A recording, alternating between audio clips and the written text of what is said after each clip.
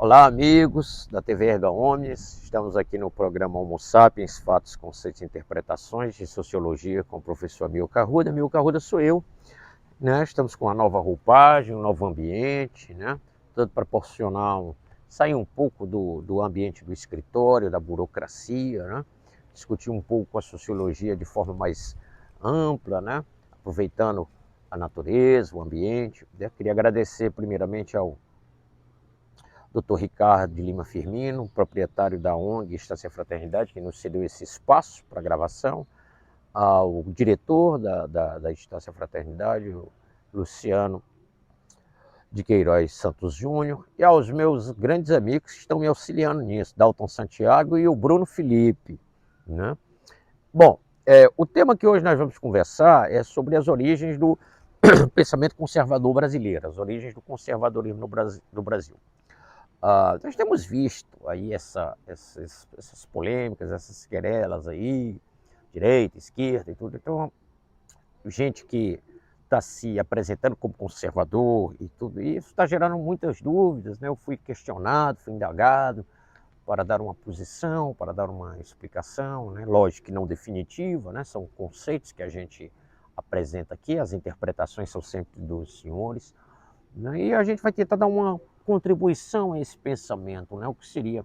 Então eu decidi, no primeiro momento, né? Nós temos a intenção, obviamente, junto com o Dr. Marcelo, de fazer um curso de extensão mais aprofundado sobre o conservadorismo de uma maneira geral, né? Rastreando suas origens, suas diversas facetas, seus modelos, né? suas formas de atuação. Mas nesse programa nós vamos tratar das origens do pensamento conservador brasileiro. Bom, dito isso, nesse primeiro bloco eu vou tratar basicamente do conservadorismo como origem, o surgimento dele, né? Ele não propriamente não tem uma data de nascimento, né? Antes do que se chama onda conservadora, né, não havia apenas não havia o que se insurgir ou reagir contra, porque não havia mudanças, né? Essas mudanças elas começam, digo, na sociedade humana, a partir do humanismo, né, do Renascimento, né, que vão abalar as estruturas postas, né, do rei, do Estado, da Igreja, né, todas essas, né, que são os três braços, se apresentam como herdeiras, né, de três pilares fundamentais. O conservadorismo se baseia nesses três pilares fundamentais. Se apresentam como herdeiros da tradição do pensamento helênico, né, da filosofia, do incorporamento do patrimônio jurídico e político e imperial de Roma, do Império Romano, e do cristianismo, principalmente da Igreja Católica. Esse é o conservadorismo, né? E ele atinge seu ápice de surgimento, de origem, com o Edmund Burke, né, que é logo após a Revolução Francesa, né, a destruição do Ancien Regime. Tem um livro muito interessante, Reflexões sobre a Revolução Francesa, sobre a Revolução em França, que é um livro que é mais de perplexidade da ordem, da ruptura da ordem, do que propriamente de um manual prático de como reagir a estas rupturas. De qualquer forma, foi o pensador conservador Parricilance, né, o primeiro que lançou luzes a isso. No Brasil, nesse primeiro bloco, eu vou tratar, assim, para falar dessa origem do surgimento, tem que me remontar ao Estado português, na coroa portuguesa. Nós temos aí, a partir dos anos 1700 e o ápice do regime pombalino, 1750 e tantos, quando tem o terremoto em Lisboa, o rei Dom José, embora fosse um rei absoluto, não é? Era um sujeito muito fraco sob o ponto de vista da personalidade. E o Marquês de Pombal, consciente de sua superioridade, sua esmagadora superioridade intelectual, ele impõe, né, através de uma série de manipulações, e estabelece uma ditadura liberal, até onde se pode permitir o paradoxo do termo, em que vai gerar muito problemas com a nobreza, né, tradicional, e a igreja, né, um governo marcado, um reinado marcado pelo anticlericalismo e o antinobiliarquismo. E quando o Dom José falece, o Marquês de Pombal cai em desgraça, porque sua filha, Dona Maria I, personagem muito importante na nossa história, porque é mãe de Dom João VI, a ascensão dela ao reinado provoca em Portugal um termo, né, que é até engraçado, a viradeira. Ou seja, as coisas mudaram, a coisa virou, o jogo virou, né? O Estado absoluto volta, o tradicionalismo volta, a reconciliação com a nobreza volta, o braço e a influência da igreja voltam, né? Então esse é o ato contra-revolucionário, digamos assim, né? Que é uma possibilidade do conservadorismo retornar à cena, né? Quando retorna, aí passa a ser esse conservadorismo, essa manutenção da ordem. Longe do que nós escutamos por aí, né, de Estado mínimo, né, de anarcocapitalismo, de sociedade livre de consumo, né, de um mercado que dita as regras. O conservadorismo ele não faz uma abstração de si fora da existência do Estado. Ao contrário, o conservadorismo ele precisa do Estado, né? Ele quer o controle do Estado, porque o Estado é o garantidor da ordem, da moral, dos costumes, né? Então, assim, por isso que o Durkheim, dentro da sociologia, ele diz o conservador ele é, por natureza e definição, um esteta, um admirador da estética, né? Dos prédios, dos ritos, né? Isso tudo tem um valor agregado muito grande para o conservadorismo, não é? Muito grande. E de outra forma também, as ideologias revolucionárias também não fazem muita questão de abrir mão do poder do Estado, não é? Para implementar suas mudanças. Então, isso que fique bem claro. O conservadorismo ele não é que ele coexista, ele existe baseado na pressuposição de um Estado forte, um Estado que sustente o quê? A ordem, a moral, os costumes, as leis, né? que conservem, que ajudem a conservar, né? Então nós temos um outro fato que é justamente depois desse reinado conturbado do Dom José e com a influência do Marquês de Pombal, né, que nós temos a viradeira, essa volta a um conservadorismo reacionário e absolutista. Nós temos os eventos do Napoleão, que nada mais foram do que a exportação das ideias, dos pensamentos da Revolução Francesa. E isso atingiu diretamente Portugal, culminou em 1808 com a chegada da família real ao Brasil, né? E aí nós já começamos a ter uma ideia mais afinada do conservadorismo no Brasil, porque o Brasil passa a ser um pré-Estado nacional e depois um Estado nacional independente, em que posições divergentes, né, e que eram componentes de toda a Europa, né? Você tinha, depois do período napoleônico, você tinha as monarquias ditas liberais, né? A Inglaterra, né? A Espanha, a França com Luís Filipe de Orleans, Portugal, digamos assim, e você tinha em contraponto os absolutistas e conservadores, né? A Rússia, atora recalcitrante em todo tipo de modernização e democratização até hoje, por exemplo, a Áustria, a Hungria e o Reino da Prússia, né? E acontecem dois fatos muito interessantes que nos dizem respeito, mas que um deles nós vamos tratar no curso do conservadorismo, que é o carlismo, né, a guerra de sucessão ao trono da Espanha, mas em Portugal também há esta guerra de sucessão ao trono, uma questão dinástica entre irmãos, Dom Pedro e Dom Miguel, mas que na verdade essa questão dinástica ela ocorre mais não por uma questão de poder de irmãos, mas por duas ideologias que se põem, né?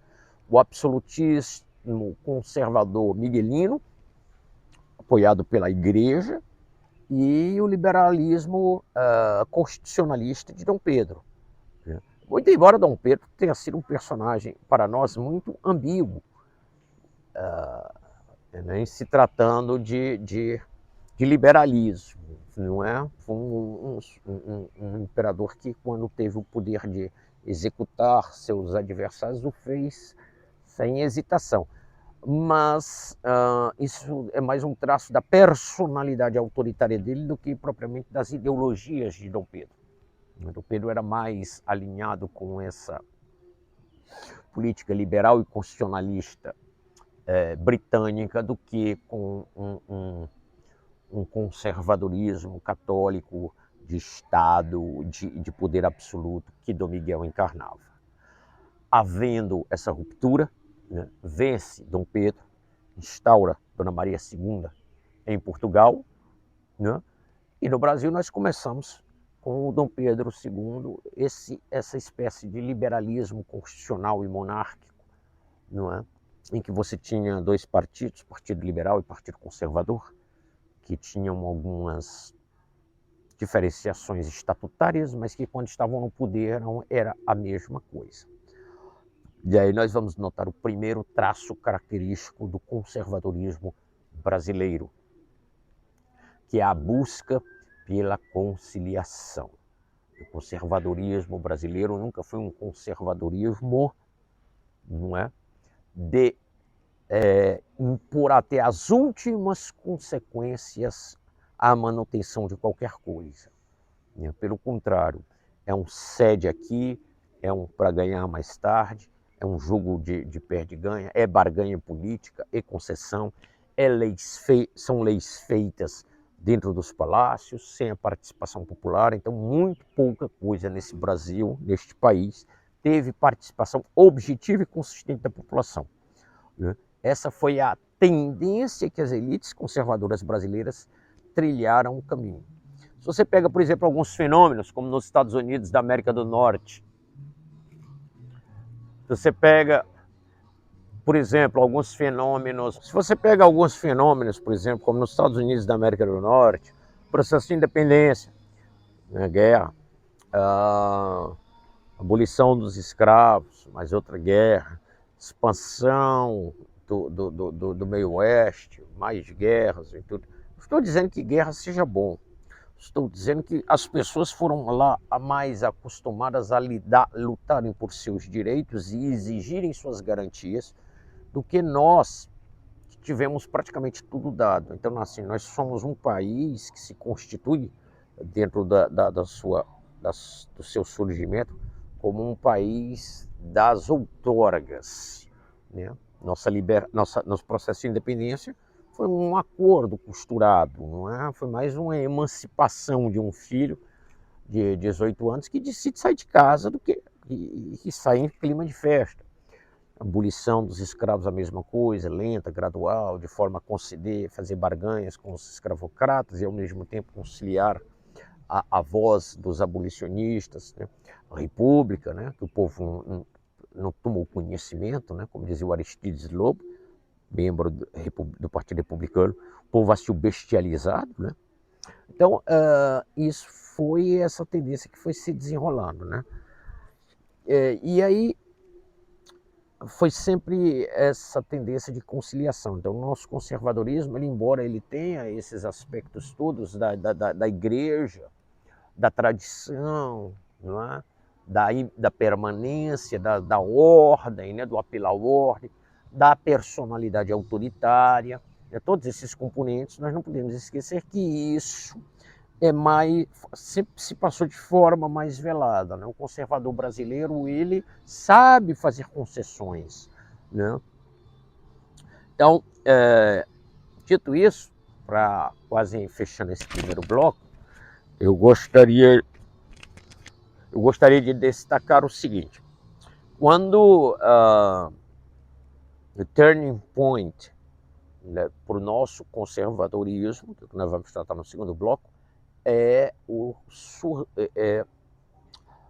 século XIX, né, em que algumas teorias liberais mais, digamos, menos ortodoxas começam a invadir o pensamento europeu, basicamente a partir da filosofia, né, da política, né, uma contestação, um espírito de laicismo e de anticatolicismo muito grande no século XIX. Nós temos, né, o surgimento das teorias da evolução, então todo o aparato tradicional é posto em xeque, né?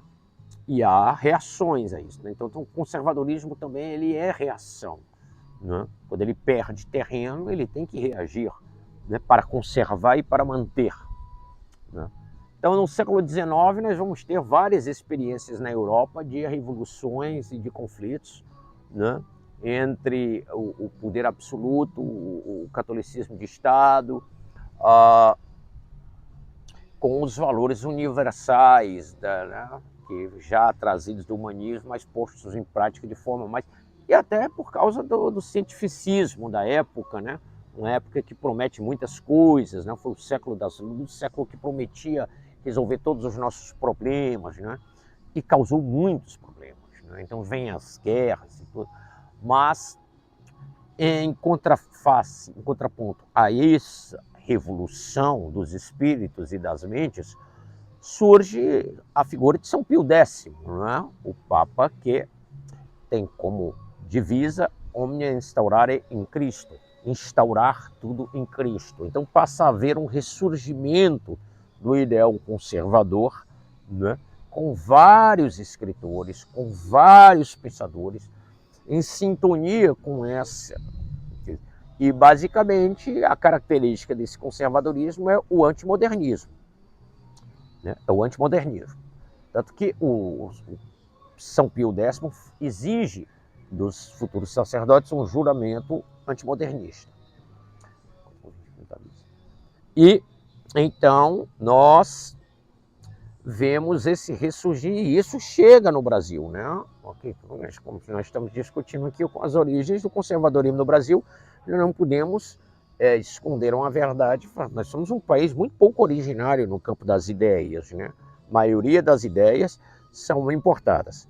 Então, nesse primeiro bloco, eu acho que a gente conseguiu tentar explicar mais ou menos essas origens do conservadorismo, e agora no segundo bloco, vamos tratar desse reflorescimento, dessa onda conservadora que chega até nós a partir da questão da entronização de São Pio X e das reformas sociais na Europa e do surgimento de novas correntes políticas, né, com caráter de modernismo, mas que trazem, no fundo, o pano de fundo do conservadorismo. Até mais, e daqui a pouco a gente se encontra.